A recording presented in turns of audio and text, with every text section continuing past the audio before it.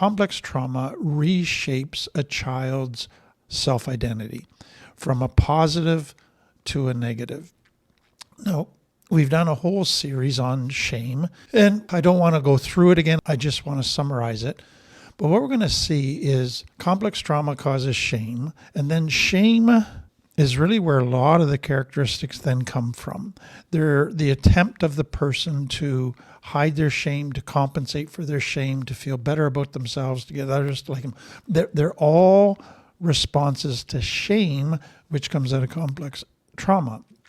And so this shame is just a massive thing. The problem is that in our culture, it's either not understood at all, not talked about, a concept that's not even recognized as being important, or it's misunderstood by many people. And so there's the majority of our culture that think they don't have shame, when the reality is they're full of shame. They're controlled by shame. Shame is one of the most powerful negative influences in their life, and they're not even aware of it.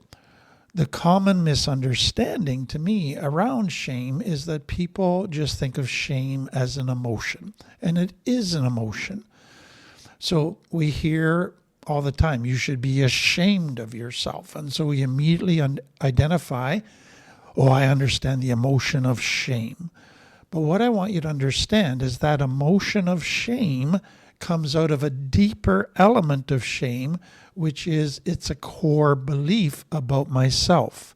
It's a core belief that I'm not good enough, that something is wrong with me. The next issue for many people is that shame has been confused with guilt. And so they get blended together. Now, what's important to understand is that shame and guilt overlap. They influence each other, but they're very distinct. So the simple way to understand it is shame is about who I am, my identity. Guilt is about what I do. So if I do something that violates love, I lie, I cheat, I betray somebody, then I should feel guilt. It's a good thing. It's something that I can then resolve and get rid of. But shame is about who I am, and it's based on lies, and so the child can't resolve it. So it's a very, very negative, destructive thing. So let me just, again, explain very briefly what shame, where it comes from. Every child comes into the world with really inherent questions that are subconscious, but they're asking, do I have value? Do I matter? Do I have anything to offer? Am I lovable? Am I desirable? And how do they get the answers to those questions? So the question, do I matter? The only way they get an answer to that is, do I matter to mom and dad? Do I matter to you? Am I lovable? Am I lovable to mom and dad? Am I lovable to you? So another way to look at that is the child basically sees mom and dad as mirrors that reflect back to them who they are. So we think of mirrors that reflect back to us a physical picture of who we are. That metaphor then, if you apply it to mom and dad, is they reflect back a picture of who the child is as a person, their personality, their value, whether they're lovable. So how mom and dad treat the child, speak to the child, reflects back to the child a picture of who they are. So if you think of a healthy home where a child is fully authentic, mom and dad respond by accepting them, meeting their needs, connecting with them, loving them, nurturing them. What is the message that the child gets? What does the mirror reflect? You are lovable. You have value. You are worth something. The child gets a positive self-identity. But what happens in complex trauma? The child is neglected. The child is abused. The child's needs are not met. What does the child conclude? So they start to believe certain things. So the first thing they believe is, it must be my fault. The reason mom and dad aren't meeting my needs, the reason mom and dad are neglecting and abusing me is I must be bad. I must not be lovable. I must not be good enough. I must not have value. So all of a sudden they're starting to believe things about themselves that are negative. But then it goes further. They go to a third belief, which is, if I'm authentic, I won't be good enough. Being authentic causes you to get rejected. So if I'm authentic, I will be rejected. So now in a relationship, if anybody gets to know the true me, they will reject me. They will not want to connect with me. So what you begin to see is the child, instead of developing a positive self-identity, they have developed a negative self-identity, that I am not good enough, I am not lovable, I am not valuable, I am less than, I'm inferior. Anybody that gets to know me is going to neglect me, abuse me, not meet my needs, reject me. But what I want you to see is that identity the child thinks is the truth. They think that mom and dad have reflected back to them a true message about themselves. The child cannot see that it's a lie, that it's mom and dad that have the issues, that they have great value, they are lovable. It's mom and dad that have some problems. And so they base their whole identity on lies. That's so tragic. But then what begins to happen is it changes the child's priorities. So the child comes into the world with this naturally giving, authentic, loving approach to life. Now, they still want to be giving and loving, but the highest priority now is, I got to hide myself. I can't be authentic. So the number one priority is not love now. The number one priority is, I got to hide. I still hope I get love. I still hope that others respect me. I still want to love others, but it can never threaten hiding the true me. Because if they get to know the true me, they will reject me. So that then leads to another priority.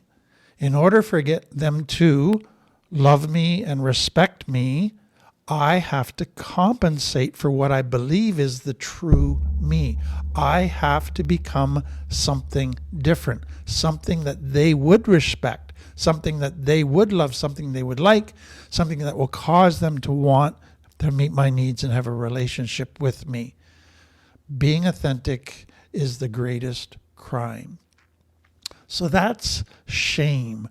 That is a core identity. And what I want you to understand is that for most people, they're not even aware of that. It's subconscious. It is pushed down so far, often even denied that they have any shame at all, but it controls their life.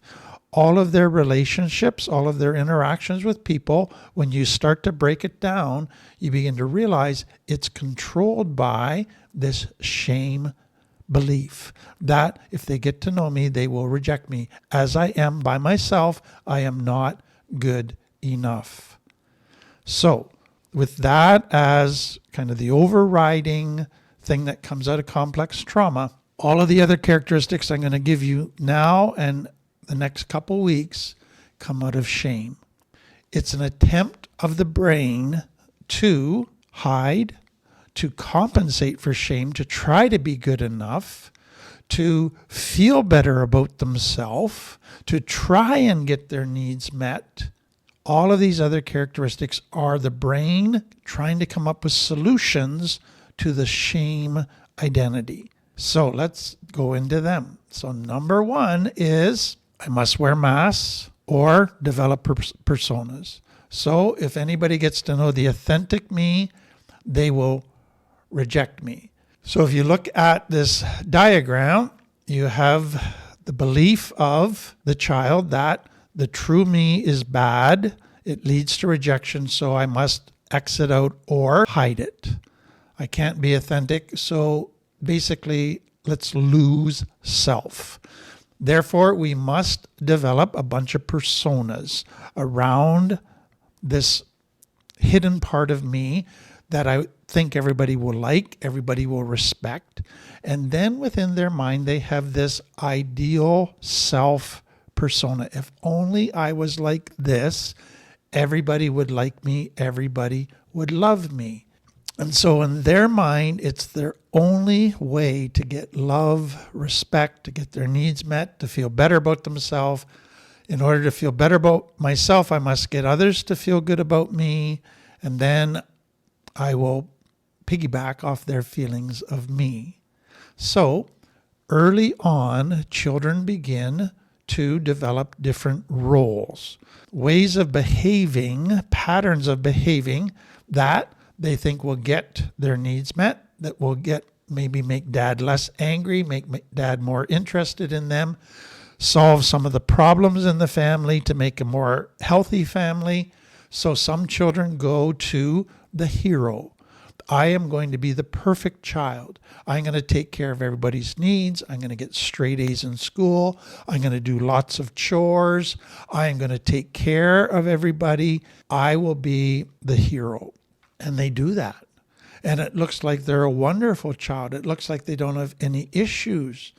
But they're trying to earn love. They're trying to get their needs met. Some children go to the comedian or the jester. I'll be funny all the time. I will keep things light. I will tell funny stories. I'll make people laugh. Then everybody will like me. Then there'll be less anger and tension in the family. Then if everybody likes me because I'm so funny, then people will want to be my friend. People will want to connect with me. People will meet my needs. People will respect me. That's the solution to my shame, is I'll become a funny man. And if they're kind of naturally funny and then they get validated for funny, that just sends them down that road where they have to be funny all the time. They got to keep things light. You can't get serious. You can't go deep. You got to be superficial. Then some go to becoming the invisible child. And that's the child that says the way to get my needs met is to never make demands, to basically be a poster child, to never cause any problems, to never rock the boat, to not have any needs. So I'll hang out in my room. I will never cause trouble. I will never express my opinion, my needs. I will be this invisible child, which basically can become a lost child. And so if you look at those first three, they look to be like, wow, this is a wonderful family. This is a family where everybody's getting along. Everybody is trying to make this family work so well. It looks great. But what's happening is they're all trying to conform to, try to get the neglect and abuse to stop, to get the person in authority who's abusing their authority to start being nice to them, to start meeting their needs. And they're conforming to what they think the person in authority wants. But then you usually always have the fourth role, and that's the child who refuses to conform, because the others are conforming, but they're also suppressing their needs. They're also not being authentic. They're not saying my needs matter just as much as the authorities. They're not demanding that they be treated the same way the authority wants to be treated. But the third one becomes known as the problem child. They're the honest one. They're the one that says, hey, this family's sick. I am not going to allow you to treat me as if I don't matter. I am going to make a noise if I'm neglected or abused. And so now what the family does is says, all of our problems are due to this child. And they become the scapegoat. They become the one that gets blamed for all the family's problems, instead of saying, you know what, I think we got a bit of a narcissist running the show in the authority. That's the real problem. But now the child gets blamed. So those are some of the roles that get developed. And sometimes some parents will put children into roles. They'll expect one child to be a hero. They'll expect another child to be invisible. And so a child can get forced into those roles. Many children will try different roles and see which one suits them best. And they get good at kind of jumping from role to role depending on who they're with. That then makes them chameleons. They can become whatever the other person needs them to be. So what is happening here is when a child is too little to fight or flight, so they still need mom and dad to meet their needs. They can't run away. They can't fight back. So they have to fawn. They go to the fourth F. And that is kind of the ultimate survival skill, which basically is, I need you to like me so that you will meet my needs. And so what they then do is, I will be whatever you want me to be. Just love me, just meet my needs. So they become highly attuned to their parents' moods, their parents' beliefs, their parents' opinions, and they adapt.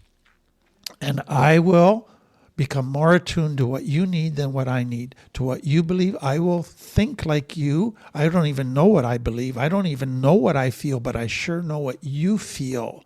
And I will adapt to be in every situation whatever you need me to be. That is fawning. And that is the ultimate survival skill. So that becomes what we know as the next characteristic, is that most people with complex trauma become people pleasers. Because for children who have most complex trauma happens to somebody as a child. And so their ultimate, they can't fight or flight, so they have to learn to survive. And so fawning is, I become whatever you want. I say yes to everybody. I do whatever everybody else's want. I suppress my needs. And so the brain is actually seeing the solution to the problem as, let's create mirrors that actually become positive. I think I can get these mirrors to change from neglecting me and abusing me to actually liking me. It's all on me. If I just do this, if I just become this, if I just give them whatever they want, if I just take care of all of their needs, if I fix all of their problems, then they will become positive mirrors who constantly reflect a positive message to me. They are taking the weight of the world on themselves to fix the family, thinking it's their problem. If only they would do a bit more, if only they would give their needs up a bit more. But it is all fear-based. So let me just say this. There's a healthy desire in every child to please. That's wonderful. That's their loving nature. But this is not just a healthy desire to please. This is now a desperation to survive. This is a fear of getting hurt again. So now I am pleasing not just to give with no strings attached. Now I am pleasing, hoping that you will love me, hoping that you will meet my needs, hoping that you will think positively of me.